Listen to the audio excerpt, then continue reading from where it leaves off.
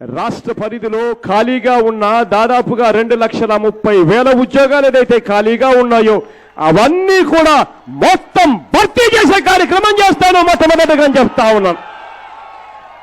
అంతేకాదు ప్రతి సంవత్సరం జనవరి 1వ తేదీ వచ్చేసరికి నోటిఫికేషన్లు జారీ చేస్తాము, నోటిఫికేషన్ల కొరకు క్యాలెండర్ కూడా జారీ చేస్తాము అని చెప్పి మీ అందరికీ కూడా హామీ ఇస్తా ఉన్నా. అంతేకాదు ఉద్యోగాలు తేవడం కోసం, ఉద్యోగాలు రావడం కోసం మనం చేయబోయే ఇంకొక విప్లవాత్మక మార్పు ఏమిటో తెలుసా? ఆ విప్లవాత్మక మార్పు ఇవాళ మనకు పోర్టులు వస్తూ ఉన్నాయి.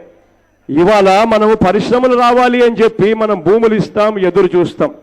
కానీ ఆ పరిశ్రమలు ఆ పోర్టుల ద్వారానో ఆ పోర్టులు వచ్చినా ఆ పరిశ్రమలు వచ్చినా మనకు ఉద్యోగాలు వస్తూ ఉన్నాయా లేదా అని చూస్తే మన వాళ్ళకు ఉద్యోగాలు రావడం లేదు. ఎక్కడో వేరే రాష్ట్రాల్లో ఉన్న వాళ్ళందరికీ ఉద్యోగాలు వచ్చే పరిస్థితి ఇవాళ కనిపిస్తూ ఉన్నాయి. ఇది పూర్తిగా మార్చేస్తాము అని చెప్పి మీ అందరికీ నేను ఇవాళ హామీ ఇస్తా ఉన్నా. రేపొద్దున దేవుడు ఆశీర్వదించి మనందరి ప్రభుత్వం అధికారంలోకి వచ్చిన వెంటనే మొట్టమొదట శాసనసభలోనే ఒక చట్టాన్ని తీసుకొస్తాం. ఆ చట్టం 75% ఉద్యోగాలు పూర్తిగా లోకల్ వాళ్ళకే ఇవ్వాలి అని చెప్పి చట్టాన్ని తీసుకొస్తాం. దానివల్ల వచ్చే పరిశ్రమలే కాదు, ఉన్న పరిశ్రమలన్నీ కూడా ఖచ్చితంగా ఈ చట్టాన్ని అమలు చేయాల్సి వస్తుంది. 75% ఉద్యోగాలు ఖచ్చితంగా స్థానికులకే వచ్చేలా చట్టం తీసుకొస్తామని మీ అందరికీ కూడా హామీ ఇచ్చి చెప్తా ఉన్నా. గవర్నమెంట్లో కాంట్రాక్టుకు తీసుకునే సర్వీసులు చాలా ఉన్నాయి. ఇవాళ ఆర్టీసీ బస్సులే తీసుకోండి. ఆర్టీసీ బస్సులన్నీ ఇవాళ ఎవరు నడుపుతున్నారో తెలుసా? కాంట్రాక్టులకు ఇస్తున్నారు. ఆ కాంట్రాక్టులన్నీ ఎవరు నడుపుతున్నారో తెలుసా? చంద్రబాబు నాయుడు గారి పార్టీకి చెందిన ఎంపీలు, జేసీ బ్రదర్సు, కాసినేని ఇటువంటి వాళ్ళందరికీ ఇస్తా ఉన్నారు.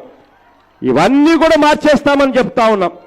గవర్నమెంట్ తీసుకునే కాంట్రాక్టు పనులు అవి ఏపీఎస్ ఆర్టీసీ బస్సులు కావచ్చు, గవర్నమెంట్ అద్దెకు తీసుకునే కార్లు కావచ్చు, ప్రతి కాంట్రాక్ట్లోనూ తీసుకోవచ్చు. వీటి అన్నింటినీ కూడా నిరుద్యోగులకే ఇచ్చేట్టుగా చేస్తాను అని చెప్పి మీ అందరికీ కూడా హామీ ఇస్తా ఉన్నా. అంతేకాదు ఈ కాంట్రాక్ట్లన్నీ నిరుద్యోగులకే ఇవ్వడమే కాదు, ఆ నిరుద్యోగులకు పెట్టుబడి కోసం సబ్సిడీలు కూడా ఇచ్చి వాళ్ళందరినీ కూడా కాంట్రాక్ట్లలో వాళ్ళందరినీ కూడా తీసుకొస్తామని అంటా ఉన్నాం. అంతేకాదు ఇంకొక అడుగు ముందుకు వేస్తా ఉన్నాం. ఈ గవర్నమెంట్ నామినేషన్ పద్ధతిలో ఇచ్చే ఈ ప్రతి కాంట్రాక్టులలోనూ 50% బీసీలకు, ఎస్సీలకు, ఎస్టీలకు, మైనారిటీలకే కేటాయిస్తామని చెప్పి కూడా హామీ ఇస్తా ఉన్నా.